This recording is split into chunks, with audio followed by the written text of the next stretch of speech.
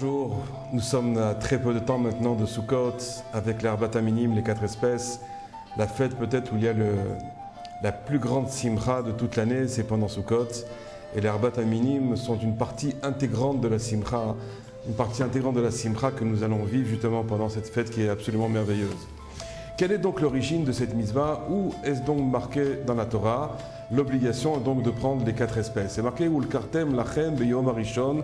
Vous prendrez pour vous le premier jour Peri et Tzadar, un fruit qui sera très beau. Les Chachamim nous diront que ce fruit-là, en l'occurrence, c'est donc le hétrog. Kapot temarim, vous prendrez des branches de palmier. Ve'anaf et tzavot, des feuilles de hadas, ainsi que nous l'enseigne donc la tradition par le biais des Chachamim. Ve'arve nachal, ainsi donc que des feuilles de palmier. Usmartem lifne Hashem elokechem, et vous vous réjouirez donc devant l'Éternel votre Dieu, Shivat Yamim, pendant 7 jours. Eh bien, la Torah nous a offert, Dieu nous a offert un merveilleux cadeau pendant après Rosh Hashanah et Kippour que nous venons de passer. Le roi distribue ses cadeaux, et les cadeaux en l'occurrence, ce sont donc les Arbat Aminim, les Lulavim, les Trogim, sont les plus beaux cadeaux que nous pourrions espérer parce qu'ils sont tellement remplis de vitalité, tellement de simcha, tellement de beauté à l'intérieur et tellement de bénéfices spirituels que nous pouvons réaliser, que nous pouvons avoir si nous les réalisons kadat vekadin, c'est-à-dire selon la halakha, en connaissant tous les principes, en connaissant les détails les plus précis, les plus pointus pour arriver à choisir justement les 4 espèces, comme nous allons le détailler donc dans les cours qui vont suivre. Quelques mots à propos du lulav. Lorsque vous prenez le mot lulav, comment écrit-on ça en hébreu? Lamed vav, lamed bet. Séparons les deux groupes de lettres, lamed vav d'un côté et lamed bet d'un autre côté. Lamed vav, ça correspond en valeur numérique au chiffre 36. Qu'est-ce que ce chiffre 36? 36, ce sont les 36 tzadikim.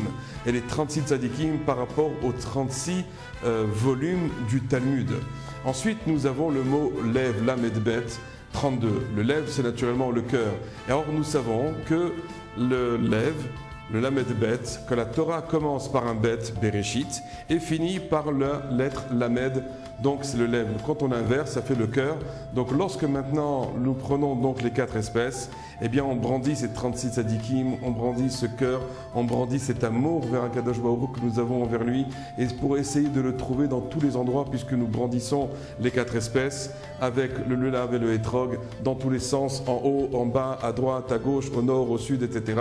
pour montrer qu'Hachem se trouve partout et que nous le recherchons surtout partout. Regardez bien aussi, donc nous avons dans le cadre donc du lulav, il y a un lulav, il y a 2 feuilles de harava, 3 feuilles de hadas et nous avons le hétrog, ce qui fait en tout 7, pas 7 sortes, mais 7 branches. Alors, les 3 hadas, à quoi correspondent-elles? Eh bien, à Abraham, Yitzhak et Yaakov. Le lulav correspond à Yosef, puisque le lulav, ça correspond au tzaddik, et on sait que le tzaddik, c'est le inyan du brit, c'est la pureté de l'esprit. Donc, le lulav, ce sera Yosef. Les 2 haravot, ce seront Moshe et Aaron, et le hétrog, ce sera David. Ce seront donc les 7 ushpizin, les 7 invités que nous aurons tous les jours dans la soukha. Le premier jour, nous recevons Abraham Avinu, qui est le chesed sheba chesed, qui est la bonté extrême. Et chaque jour, nous recevons un autre ushpiz, que ce soit Moshe, Aaron, David, etc. Nous les recevons tous dans la soukha. C'est vous dire si la soukha va être remplie de bonheur, remplie de simcha, remplie de grandeur, remplie de orot amakifim, des lumières qui vont nous entourer, et tout le but sera naturellement d'arriver à puiser cette lumière, la faire rentrer en nous. C'est comme on dit, quand on rentre dans la soukha, on rentre Betsila De'eme Manuta, on rentre dans l'ombre de la foi, on développe la Emouna. Chaque soukot qui passe, chaque fois que nous prenons les Arbat Aminim, on est en train de développer notre Emouna, de développer notre confiance absolue et grande envers Akadosh Baruch Hu. Une autre chose aussi, c'est que la Gemara nous dit Kol hamekayem et a mitzvat etrog, keilu kiyem et kol atorah kula. Celui qui accomplit la mitzvah du etrog, c'est comme s'il accomplissait toute la Torah entièrement. D'où sait-on une chose pareille? C'est très facile. Prenez le mot etrog. La valeur numérique du mot etrog, c'est 610. Quand vous rajoutez les 3 espèces qui sont donc le loulav, les 2 harava et les 3 hadassim, eh bien ça fait donc 610 plus 3, 613. Donc ce sont les 613 mitzvot. Lorsqu'on accomplit comme il faut, selon la halakha, avec tous les détails que nous allons étudier maintenant ensemble, eh bien cette personne-là, c'est comme si elle avait accompli toute la Torah Kula. Voilà, je vous laisse maintenant, on va passer maintenant aux autres shiurim et je vais vous détailler maintenant dans le plus possible en tout cas, la cache-route des Arbat Aminim, comment savoir les choisir, comment reconnaître ce qui est caché de ce qui ne l'est pas, et surtout, comprenez bien une chose, il faut investir dans un etrog, investir dans un loulav, il ne faut pas acheter n'importe quoi, chaque chose a un prix, ça n'existe pas qu'on trouve un set entier de loulavim pour quelques dizaines d'euros, quand on sait que d'un autre côté, ça se vend plusieurs centaines d'euros. Il n'y a pas de miracle en la matière. Naturellement, il ne faut pas non plus faire les fous, mais il faut acheter en conséquence et savoir que lorsqu'on achète un produit qui coûte 5 ou 10 euros, ça n'a rien à voir quand on achète le même produit qui en coûte 100 ou 200. Donc faites attention, soyez prudents, apprenez bien la chôte que nous allons apprendre ensemble maintenant, faites-y attention, et Bezrat Hashem, que vous passiez un Sukkot merveilleux, rempli de simcha, et que les Arbat Aminim vous permettent de vous rapprocher encore plus d'Akadosh Baruch Hu.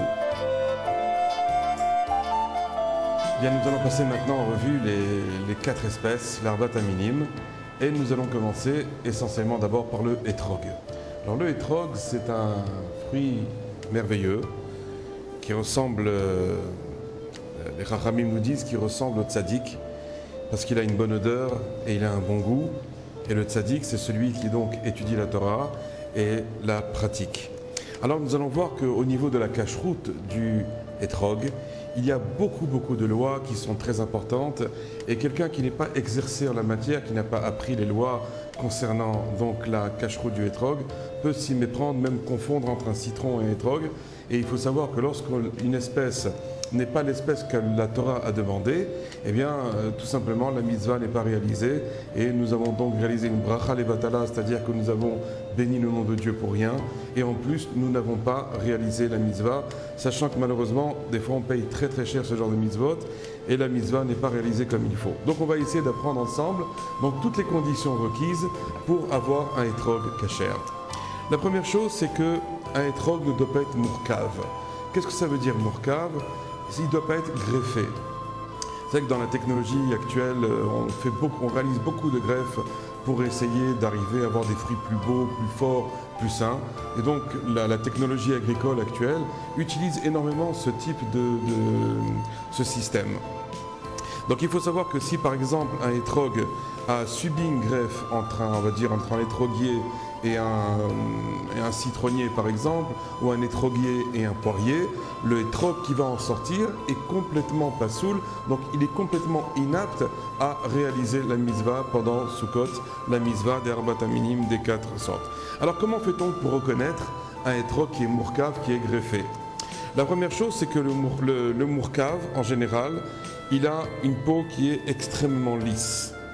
Alors que vous voyez ici dans un etrog qui est un vrai etrog, la peau, il y a plusieurs, on va dire des petites bosses sur le corps du etrog.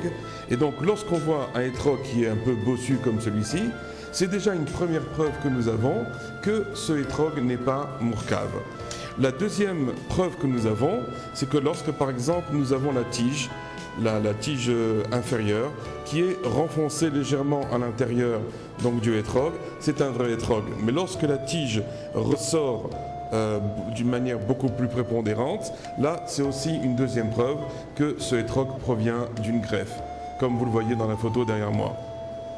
La troisième signe de reconnaissance, c'est que le etrog a beaucoup de chair et le mourkav a beaucoup de chair et beaucoup de jus, alors que l'étrog a beaucoup de peau et sec à l'intérieur. Donc pour le savoir naturellement, il faut couper le etrog en deux afin de savoir exactement à qui on a affaire. La quatrième condition, c'est que dans le mourkav, les pépins sont couchés. Lorsqu'on le coupe dans la longueur, on verra que les pépins sont couchés, alors que dans le cadre du etrog, les pépins sont debout. Donc voilà donc 4 conditions pour arriver à déterminer déterminer si un étrog est mourkav, a été greffé ou pas. Maintenant, ces 4 conditions que nous avons données maintenant ont été remis en cause par le Khatam Sofer, qui était un grand décisionnaire d'il y a à peu près 150 ans. Et lui, il dit que non, on ne peut pas se tenir là-dessus parce que on doit uniquement s'appuyer sur ce qu'on appelle le Hersher, ça veut dire la Hashgacha, la surveillance rabbinique. Il y a un rab qui a vraiment vérifié que ces étrogim n'ont pas été greffés. Et donc on s'appuie sur l'autorité rabbinique en question. Et la deuxième chose, c'est qu'on s'appuie sur ce qu'on appelle la massorette. La massorette, c'est la tradition qui veut dire que nous savons que tel champ d'étrog sont des étroguiers qui n'ont jamais été greffés. Et donc, à partir de ce moment-là, nous pouvons nous appuyer donc sur la massorette, sur la tradition, et on est certain que ces étrogim ne sont pas greffés. Il faut savoir une chose qui est dit au nom des Piskei Teshuvot. Beaucoup de poskim m'ont dit la chose suivante, qu'aujourd'hui dans le domaine de la technologie agricole, du domaine des greffes, on est capable de produire des étrogim qui sont greffés et qui ont toutes les qualités d'un vrai étrog. Ça veut dire ils sont un peu bossus, ils ont le hoquet, la queue qui est bien renfoncée à l'intérieur, les pépins sont droits, etc. Il y a toutes les conditions, mais malgré tout, il a été greffé. Donc aujourd'hui, on ne peut s'appuyer, comme a dit le Khatam Sofer, uniquement sur le domaine de la massorette, de la tradition et de la hashgacha, de la surveillance rabbinique qui a été fait donc sur les étrogim en question. Maintenant, dans le étrog, il y a 2 raisons pour lesquelles nous pouvons dire qu'un étrog sera pasoul, sera donc inapte à la bracha, inapte à la mitzvah, ou alors sera donc kasher. La première chose, quand par exemple nous avons un étrog de ce type-là, vous voyez le étrog qu'il y a ici, c'est un étrog qui est chasser. Chasser, ça veut dire qu'il y a un manque. Automatiquement, dès qu'il y a un manque de ce type-là à l'intérieur du étrog, sur la surface du étrog en tout cas, chasser, ça veut dire qu'il n'est plus apte, il n'est pas soul, et donc on n'aura plus le droit donc de l'utiliser. Là, le seul avantage que nous aurons, par exemple, lorsqu'on lui donne le din de chasser, le statut de manque, c'est-à-dire il n'a pas ce qu'on appelle, il n'est pas parfait, il n'est pas entier, eh bien, le problème, c'est que uniquement le premier jour, il sera inapte. C'est-à-dire que la mitzvah que nous réalisons actuellement des Arbat Aminim des 4 sortes est essentiellement minatora, ça veut dire que c'est un décret de la Torah uniquement pour le premier jour. Les autres jours, c'est une institution de Rabbi Yochanan ben Zakkai qui avait décrété que dans la mesure où lorsqu'il y avait le temple, le Beth Amikdash à Jérusalem, eh bien, à l'intérieur du temple, dans le Mikdash, tous les Yehoudim, tous les Juifs faisaient l'Arbat Aminim pendant les 7 jours. Et lorsque malheureusement le temple a été détruit, Rabban Yochanan ben Zakkai a institué le fait que tous les Juifs qui seront en dehors, même en dehors de Jérusalem ou même en dehors d'Israël, devront prendre les 4 espèces et devront donc les brandir tous les matins et faire la bracha dessus. Donc ça veut dire que le premier jour est Minatora et les 6 autres jours sont Midera Banan, une institution donc par les autorités rabbiniques de l'époque. Donc quelle est la différence? Eh bien le premier jour, si nous avons un étrog qui est chasser, qui manque quelque chose, autant à ce niveau-là, autant au niveau du pitam, on en parlera dans les minutes qui vont suivre, eh bien si jamais il y a un manque ici, il n'est plus kasher pour le premier jour, parce que le premier jour est Minatora. Par contre, si nous avons un étrog comme celui-ci, pour les jours qui suivent, eh bien, il sera kasher pour la bracha, il sera kasher d'après tous les points de vue au niveau de la halacha. Pareil aussi, si nous avons fait un trou par le biais d'une épingle et qui a traversé donc toute la surface du étrog d'un bout à un autre bout en passant par l'endroit où il y a les pépins, où il y a la chair, bien dans ce cas-là aussi, ce sera aussi interdit le premier jour, mais les autres jours seront donc kasher. Pareil aussi, si par exemple, je me mettais maintenant un peu à éplucher, oui, comme je le fais ici maintenant, j'épluche un peu le étrog. Bien, pareil aussi, s'il a été épluché et que donc on voit qu'il y a un changement de couleur, un changement d'apparence, bien ici aussi on va dire que le premier jour il sera donc pasoul inapte à la bracha et à la mitzvah.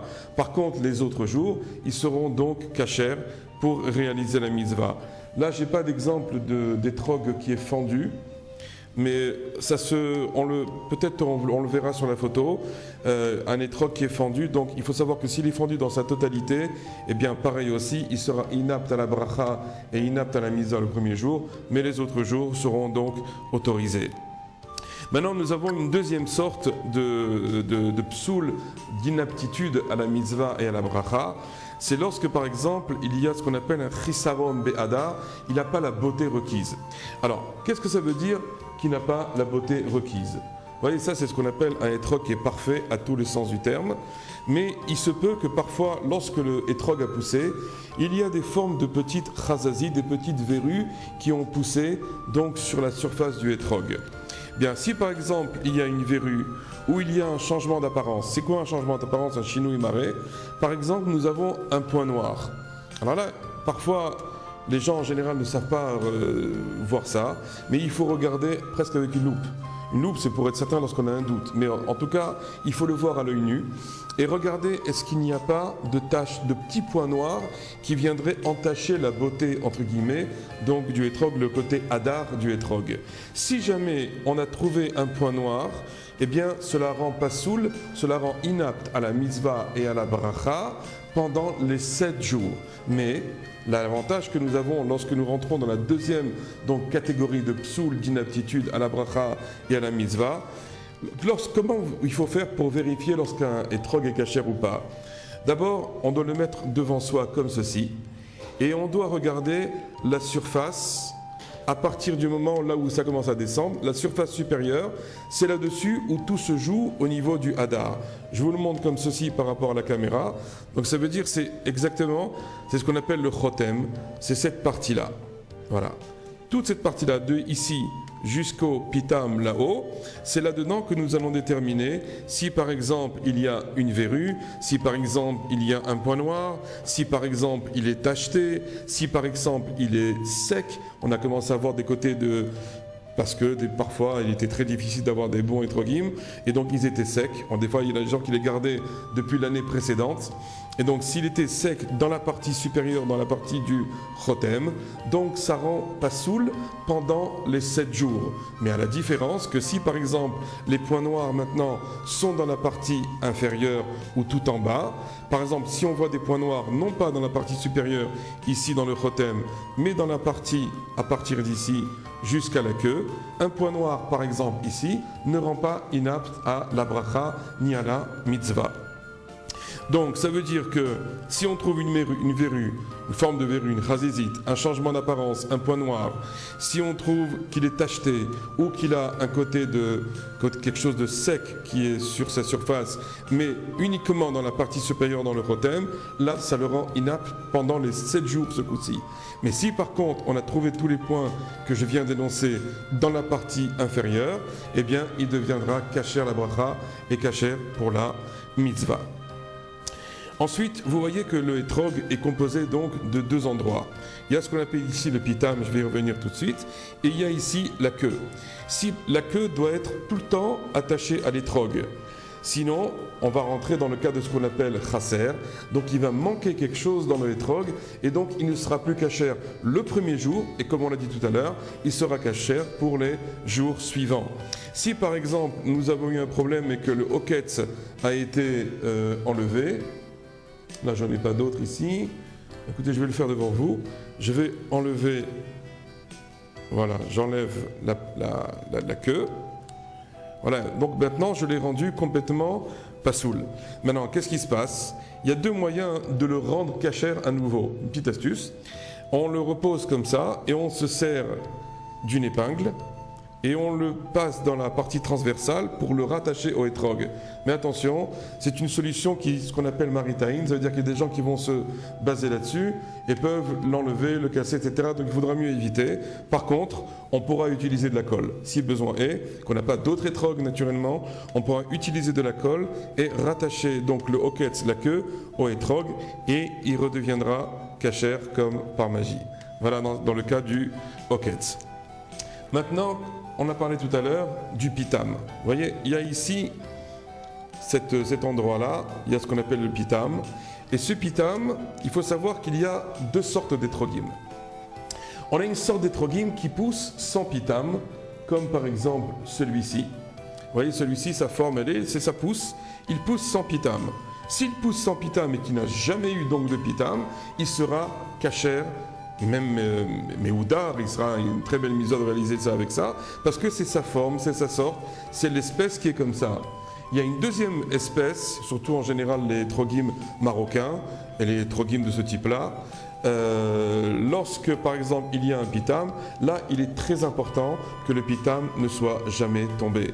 Si jamais le pitam tombe le premier jour, il reprend le statut, le din de chasser, de manque, et donc il est inapte à la bracha et à la mitzvah le premier jour. Par contre, et c'est arrivé souvent que même ma femme une fois elle a voulu faire la bracha avec, elle a poussé avec son ongle, boum, elle me l'a cassé, et naturellement on était le deuxième ou troisième jour, donc c'était plus très grave, parce que le premier jour c'est lui qui est mis la Torah, c'était le plus important. Et lorsque maintenant le pitam est tombé après que j'ai réalisé la mitzvah le premier jour, même s'il est tombé, le deuxième jour on a le droit donc de réaliser la mitzvah et la bracha avec ce type d'étrog, même si la pitam est tombée. Maintenant, il y a aussi des étrogim qui poussent avec des pitams, mais pendant la pousse, le pitam est tombé. Dans ce dernier cas, ce sera cachère, mais il faudra être sûr qu'il est tombé pendant la pousse et qu'il n'est pas tombé après, parce qu'il y a eu des manipulations humaines, qu'il a été transporté, etc. Et donc il est tombé, et donc là, il ne sera plus cachère.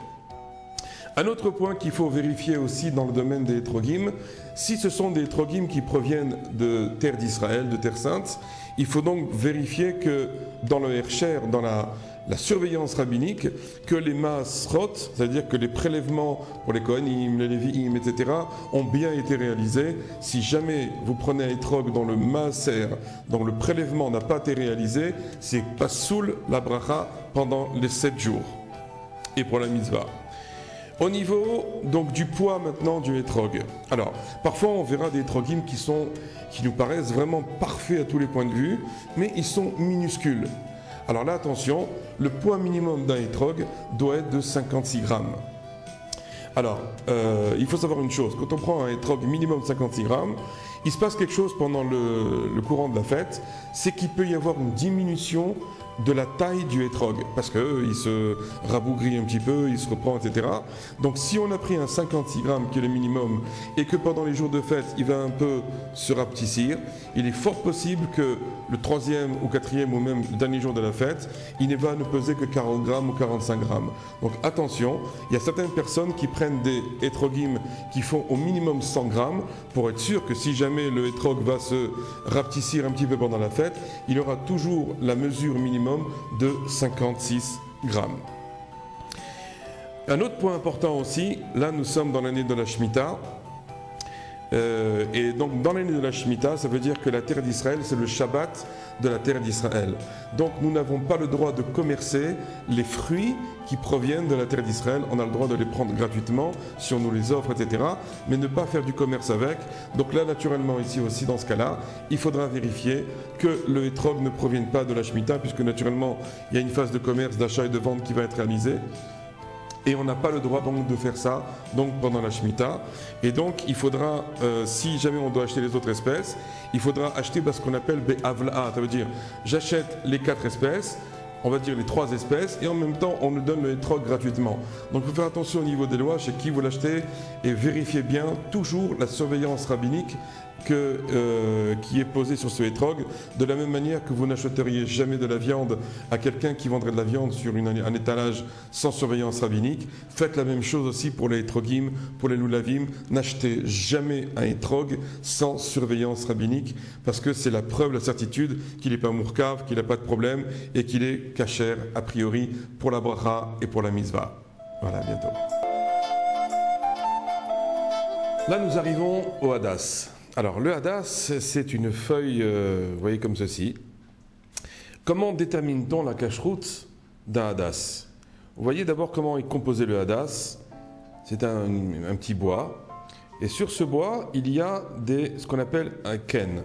Un ken, ça veut dire c'est un ensemble de 3 petites feuilles qui sont mis à intervalles réguliers tout le long de la feuille de la branche de hadas. Alors, il doit être triple dans la totalité, dans toute la longueur. On doit voir que les 3 feuilles doivent être triples à chaque fois. Et ces feuilles en question doivent recouvrir le bois. Il ne faut pas qu'elles soient complètement ouvertes comme ceci, mais il faut que les feuilles recouvrent le bois. Là, je les ai un peu ouvertes pour vous montrer, mais ça doit être ainsi. Voilà, et donc ça doit bien être fermé.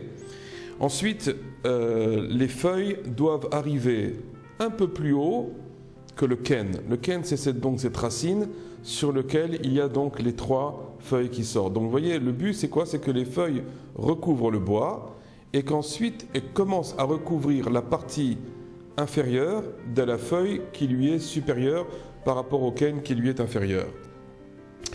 Ensuite, les 3 feuilles en question, vous voyez ici, elles doivent être exactement sur le même plan.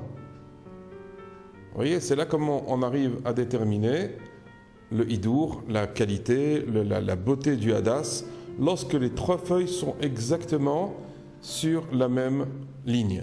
Maintenant, si par exemple c'est un peu décalé comme vous le voyez dans ce cas-là, à peine un petit peu, mais qu'on reste dans le même principe, ça reste cachère, il n'y a aucun problème. Par contre, si c'est complètement décalé, là ça posera un problème. Si par exemple maintenant la majorité de la feuille de hadas n'est pas triple, dans ces conditions-là, ce sera pas soul, ce sera inapte à l'utilisation et à la bracha. Ensuite, la taille que doit avoir donc la hadas, elle doit mesurer 24 cm.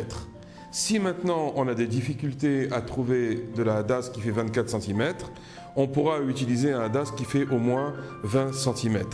Donc il doit naturellement être recouvert de bas en haut. Mais si maintenant la majorité du hadas est recouverte de feuilles, par exemple, nous avons une hadas ici qui fait 30 cm et que nous avons donc la majorité, donc on va dire 20 cm, qui est recouverte de hadas, mais que le reste est complètement tombé ou pour une raison X ou Y, il n'y a pas de feuilles, ça restera cachère puisque nous avons la majorité. Mais si la majorité est tombée, dans ces conditions-là, le hadas ne sera plus cachère. Ensuite, pour déterminer la cacheroute du hadas, il ne faut pas que le bois, attendez, je vais vous le montrer, voilà. Il ne faut pas que le bois ici qui est situé à l'extrémité de la feuille de hadas soit coupé.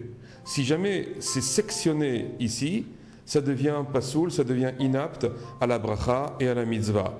Par contre, si ce sont les feuilles, vous voyez les feuilles qui sont là, qui sont les feuilles supérieures, qui sont tombées, regardez, si je les enlève maintenant, je vais vous les enlever devant vous, voilà. Imaginons qu'il n'y ait plus de feuilles dans la hauteur, c'est pas grave, ça reste encore cachère. Ce qui est important, c'est que le bois qui soit ici à la hauteur ne soit pas sectionné. C'est ça ce qui va déterminer la cacheroute donc du hadas.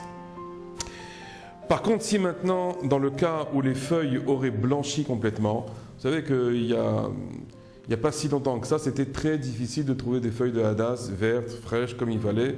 C'était très compliqué. Aujourd'hui, Baruch Hashem, les choses se sont tellement améliorées dans le monde et en Israël en particulier, il n'y a plus de complications à trouver des vraies feuilles de hadas. Mais si, par exemple, durant de la fête et que les feuilles ont commencé à blanchir, eh bien, c'est devenu donc pasoul, c'est devenu inapte à la bracha et à la mitzvah. Mais si les feuilles sont encore vertes, mais qu'elles éclatent sous la pression, je les prends comme ça et j'entends un clic comme ceci, donc dans ces conditions-là, ce sera encore cachère.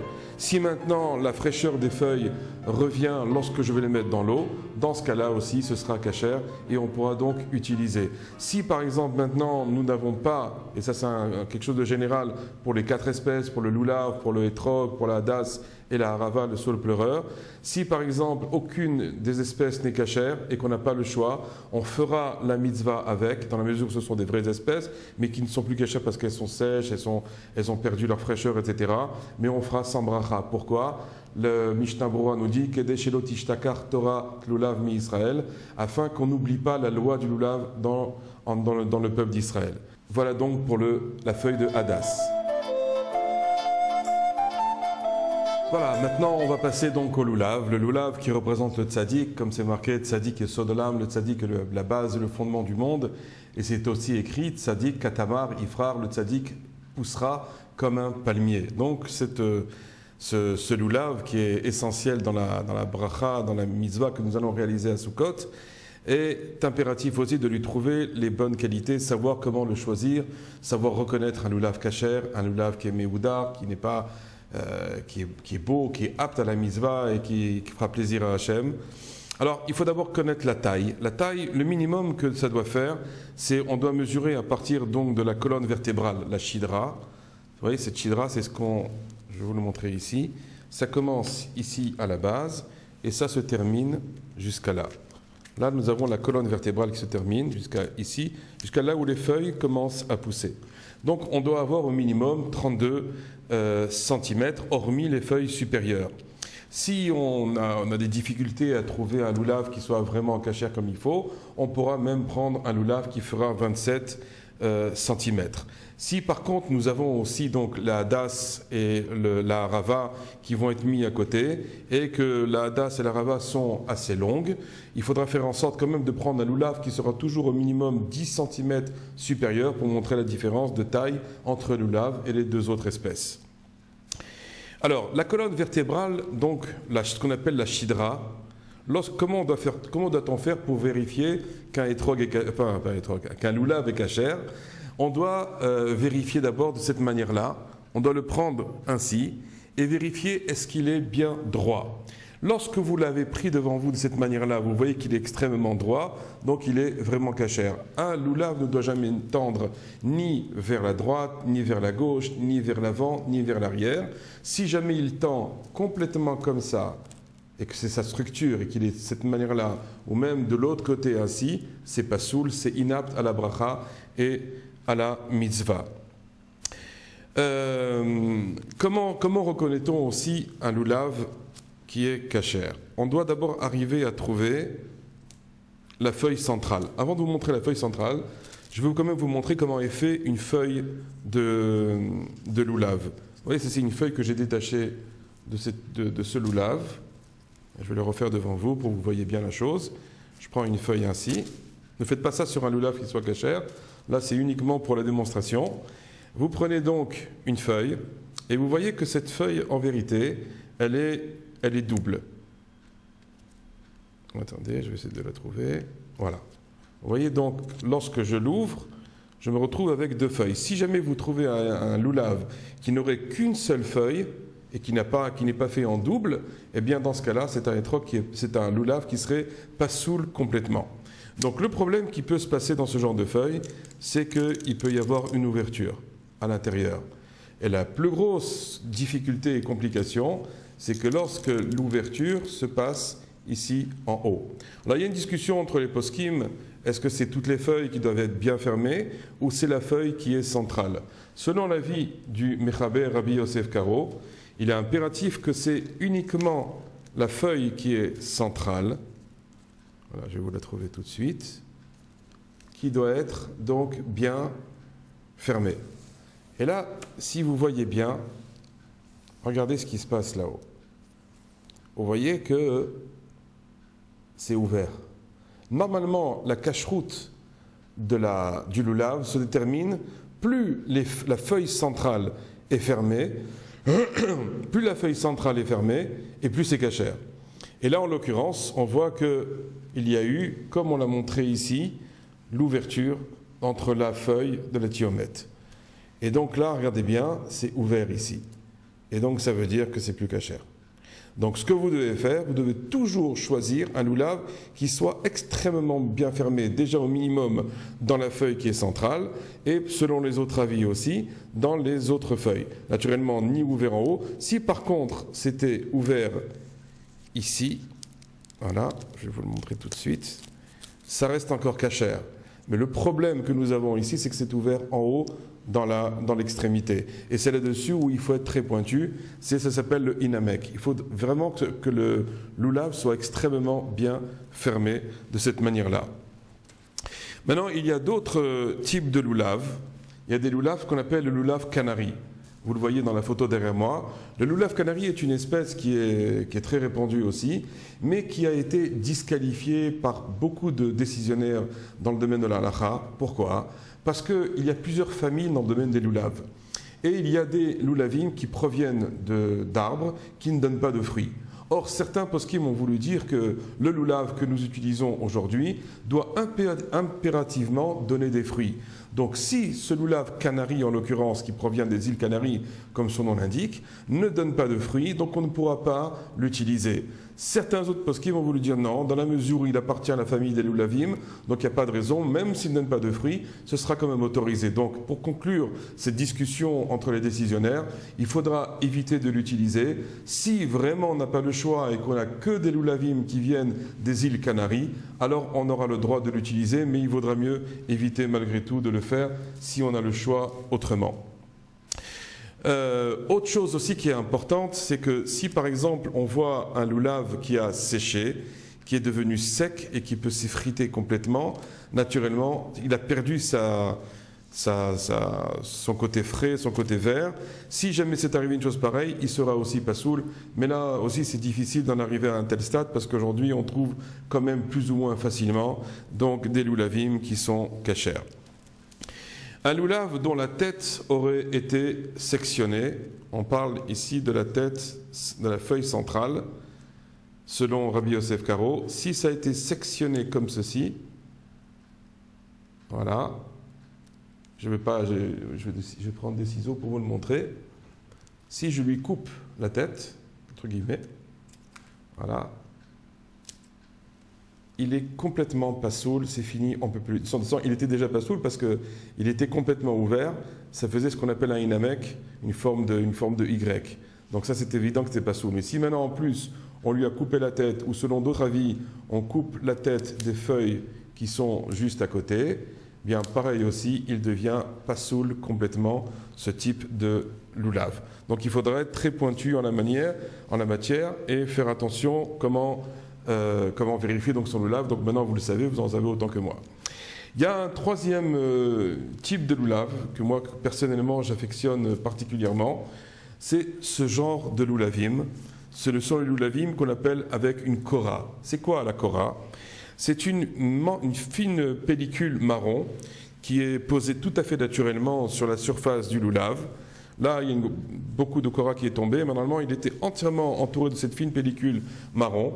Et le gros avantage, c'est que ça permet de fermer d'une manière presque hermétique donc, le loulav. Et donc, on évite le souci que nous avons d'avoir la feuille centrale qui pourrait être justement fendue dans son extrémité et la rendre pasoul. Donc dans la mesure où plus un loulav est fermé et plus il est caché. Donc c'est la raison pour laquelle, en ce qui me concerne, j'affectionne particulièrement ce genre de loulavim. Ça évite énormément de problèmes au niveau de la cache-route. Il y a d'autres poskim qui pensent qu'on peut en acheter, mais qu'il faut quand même vérifier à l'intérieur et donc enlever la fine membrane marron pour pouvoir vérifier. Donc, mais là, on rentre dans d'autres problèmes. Je ne vous conseille pas de rentrer là-dedans et de prendre ce genre de loulavim avec la membrane Kora et qui vous assure d'avoir une fermeture hermétique et cachère selon pratiquement tous les avis à 100%. Il n'y a aucun souci à avoir là-dessus. Voilà, je pense que nous avons terminé sur le loulav. On va passer bientôt à la harava. Voilà, donc maintenant nous arrivons donc à la quatrième espèce d'herbat aminim qui s'appelle donc la feuille de saule, la harava en hébreu. Et donc cette harava, d'abord qu'est-ce qu'elle représente? Elle représente ce qu'on appelle les fauteurs d'Israël. Pourquoi les fauteurs d'Israël? Ceux qui font des fautes. Tout simplement parce qu'elle n'a pas d'odeur et n'a pas de bon goût. Et donc elle ressemble à ces gens qui sont loin, qui n'étudient pas la Torah et qui ne la pratiquent pas. Et malgré tout, la harava a un rôle essentiel parce que si elle n'était pas partie intégrante des harbat aminim, eh bien on ne pourrait pas réaliser. Imaginons que maintenant j'ai un etrog, j'ai un loulav, j'ai la feuille de hadas, mais je n'ai pas la harava. Je ne peux pas faire la mitzvah, ni la bracha, ni la mitzvah des harbat aminim pendant Sukkot. Donc c'est montrer à quel point les fauteurs d'Israël sont importants pour le peuple d'Israël et qu'on doit les prendre tous ensemble, les 4 sortes de juifs qui peuvent exister, autant les tzadikim, autant ceux qui sont moins tzadiks, autant ceux qui ne sont pas du tout tzadiks, les prendre ensemble et les brandir vers Hachem et les montrer à quel point nous demandons la Yeshua, la libération pour tout le peuple d'Israël, autant pour les gens qui sont très élevés ou ceux qui sont beaucoup moins. Donc la harava en question, pour déterminer la cache-route de la harava cette fois-ci, elle doit mesurer au minimum 24 cm. Si on a des difficultés à en trouver, on pourra même utiliser des haravot qui font 20 cm. On la mesure à partir donc du début du bois qui est ici, jusqu'à l'extrémité qui est là tout en haut. Donc là, naturellement, nous avons largement les 24 cm requis. Si maintenant la mesure requise est manquante, il faut savoir que, par exemple, on a un araba qui fait 15 cm par exemple, eh bien c'est pas soul, même pendant les jours de Chol HaMoed, même donc pendant la continuation de la fête. La forme que doit avoir la harava, vous voyez, ce sont des feuilles qui sont longues, de cette manière-là, et qui ne sont pas vraiment édentées. Pourquoi je dis ça? Parce qu'il existe une forme différente de saule qui s'appelle le tzaf-tsefa. Et ces feuilles-là, en général, elles sont plus ou moins rondes et elles sont réalisées en dents de scie. Donc, ce qui les disqualifie complètement pour la bracha et pour la mitzvah. Donc, il faudra faire attention donc, de prendre uniquement ce genre de feuilles pour la harava. Et en général aussi, le bois tend vers le rouge, n'est pas vraiment vert. Mais s'il est vert, ça reste quand même cachère aussi, il n'y a pas de souci. On peut trouver la harava en France d'ailleurs, près des bords de Seine, près des lacs, il y a en général beaucoup de saules pleureurs. Mais il y a d'autres types de saules qui ne poussent pas essentiellement près des étangs, mais même dans des jardins. Dans ce cas-là, ce sera cachère, à la condition naturellement qu'il y ait les conditions requises, comme je l'ai dit à l'instant, que ce soit des feuilles qui sont longues, qui ne soient pas vraiment en dents de scie et dont la tige tend vers le rouge. Mais si elle tend vers le vert aussi, ça reste malgré tout cachère. Je vais vous montrer ici une feuille de harava qui a tourné, on va dire, au vinaigre, elle est devenue très sèche. Et donc si par exemple une harava comme celle-ci qui a pratiquement complètement séché, il y a très peu, voyez encore un petit peu, il y a encore un peu de verdure dans celle-là, mais imaginons qu'elle aurait complètement séché, ou que les feuilles soient tombées par exemple, ou que le bois supérieur ici ait été sectionné. Dans ces conditions, la feuille de harava devient donc pasoul. Certains avis pensent que si jamais c'est arrivé à un tel point que la feuille de harava penche vers le bas, elle a tellement séché, eh bien dans ce cas-là, ils voudront dire que ce sera assour et qu'il faudra être mahmir, il faudra être pointilleux de reprendre une autre harava. Pourquoi prendre une autre? Parce qu'aujourd'hui, il est très facile d'en trouver, autant en France qu'en Israël ou dans tous les pays. Il suffit qu'il y ait un étang près de la Seine ou n'importe où pour trouver facilement des saules pleureurs. Donc il ne faudra pas être trop paresseux en la matière et aller essayer d'en cueillir des nouveaux. Et nous avons aussi la mitzvah d'embellir la mitzvah. De quelle manière? De changer la harava tous les jours. Dans la mesure où c'est une branche qui se fane très rapidement. Et nous avons ce qu'on appelle un hidur mitzvah, on va dire une forme d'obligation d'embellir les mitzvot que nous réalisons pour Akadosh Baruch Hu. Donc si nous avons le moyen de changer la harava, inématov, sinon on pourra toujours se suffire de ce que nous avons. Ça ne posera pas de problème ilchati, de problème au niveau de la halacha, et on pourra quand même continuer à se servir de la harava tout le temps où il y a un peu de fraîcheur et de vert. Voilà, ce qui compte essentiellement, c'est que donc la harava ne soit pas sèche et qu'elle ait cette forme-là pour déterminer la cacheroute de la harava. Voilà, maintenant je vais vous montrer comment nous allons faire donc pour assembler le lulav et comment justement après le brandir vers Akadosh Baruch Hu, puisque tout le but naturellement c'est de brandir les 4 espèces. Je vous rappelle que la harava représente les fauteurs d'Israël, ceux qui n'étudient pas, ceux qui ne pratiquent pas la Torah. Ensuite, la hadas, c'est celui qui a une bonne odeur mais qui n'a pas un bon goût. Bien, c'est celui qui fait les mitzvot, qui les pratique mais qui n'étudie pas la Torah. Ensuite, nous avons le lulav, donc qui a un bon goût mais qui n'a pas vraiment une odeur très particulière. C'est celui qui donc étudie la Torah mais ne la pratique pas. Et nous avons naturellement ensuite le etrog qui lui représente le tzaddik. C'est celui qui étudie la Torah, celui qui la pratique, donc celui qui est très proche d'Hachem. Mais malgré tout, le but, c'est d'arriver à unir ces 4 composantes du peuple d'Israël, de les brandir ensemble vers Akadosh Baruch Hu et montrer que malgré tout, il n'y a aucune différence, quel que soit le degré de pratique, de compréhension, de tzidkout, de piété qu'un homme peut avoir. Devant Akadosh Baruch Hu, nous devons être tous unis. Et puis, il se peut se trouver aussi que ces 4 espèces représentent la même personne. Parfois, nous sommes un tzaddik, parfois on est un peu moins, parfois on n'est pas du tout. Et donc, dans ces 4 espèces que nous avons, ce sont les 4 composantes de l'être humain, du juif en question. Comment il se conduit avec Hachem, comment des fois il a ses descentes, comment des fois il a ses montées.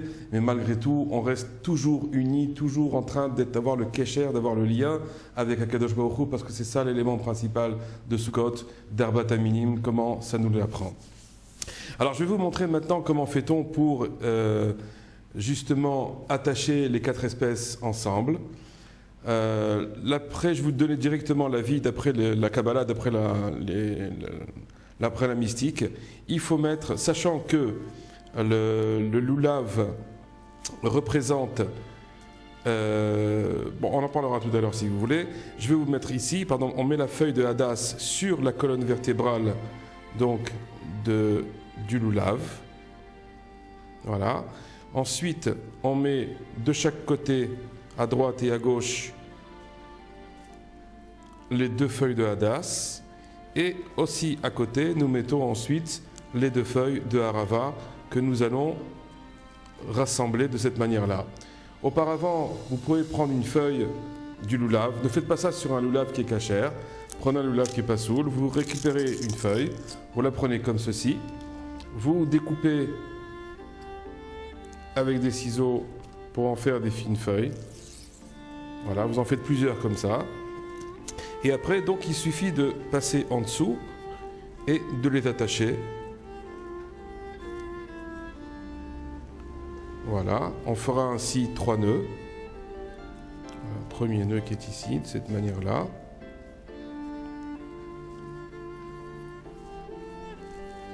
Ils sont bien attachés. J'en fais un deuxième. Voilà. Ça attache bien, qu'il soit bien attaché, bien serré, que ça ne bouge pas ensuite. J'en fais donc une troisième. Voilà. Et ensuite, lorsque j'aurai terminé ce dernier nœud, je vais donc couper de cette manière-là.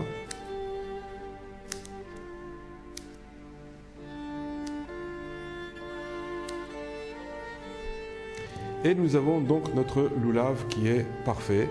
Si besoin est, pour que justement les feuilles du loulav dans la hauteur ne s'ouvrent pas, et de garder, comme nous l'avons enseigné dans le cours précédent, du loulav, qui soit bien serré, que les feuilles ne partent pas dans tous les sens.